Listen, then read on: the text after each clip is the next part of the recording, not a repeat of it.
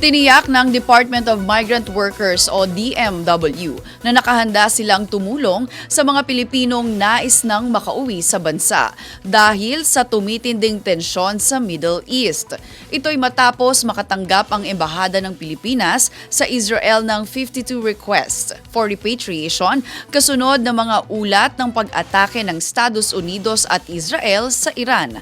Ayon sa DMW, nananatiling delikado at masalimuot ang sitwasyon sa rehiyon, lalo na't tinatayang nasa 2 milyong Pinoy ang nagtatrabaho sa iba't ibang bansa sa Middle East.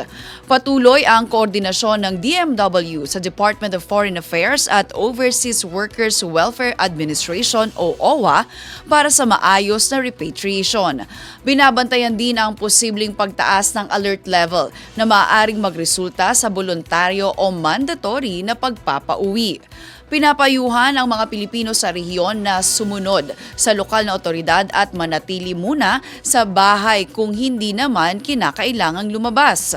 Ayon sa DFA, nasa 800 Pinoy ang nasa Iran at humigit kumulang 31,000 naman sa Israel.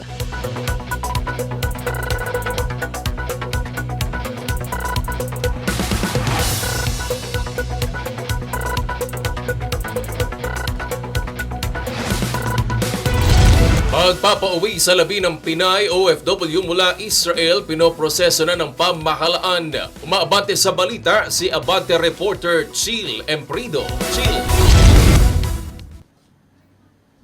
Inaayos na ng pamahalaan ang pagpapauwi sa labi ng OFW caregiver na si Mary Ann De Vera na nasawi habang nagtatrabaho sa Israel. Ito'y dahil sa nagpapatuloy na tensyon sa Middle East. Ayon kay DMW Secretary Hans Leo Kakdak, nakikipag-ugnayan na sila sa Israeli government para sa repatriation. Gayunman, inamin ng DMW na maaaring maantala ang pagpapauwi sa labi ni De Vera dahil sarado pa ang airspace ng Israel kaya hinihintay pa ang tamang pagkakataon para maisagawa ang pag-uwi sa labi. Sasagutin ng pamahalaan ng lahat ng gastusin sa repatriation at funeral support.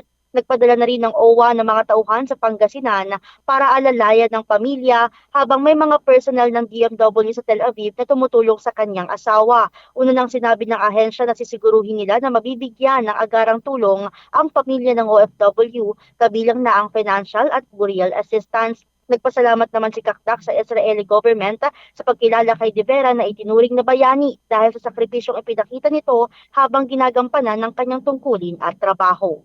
Ako, si Chill Emprido, Abate.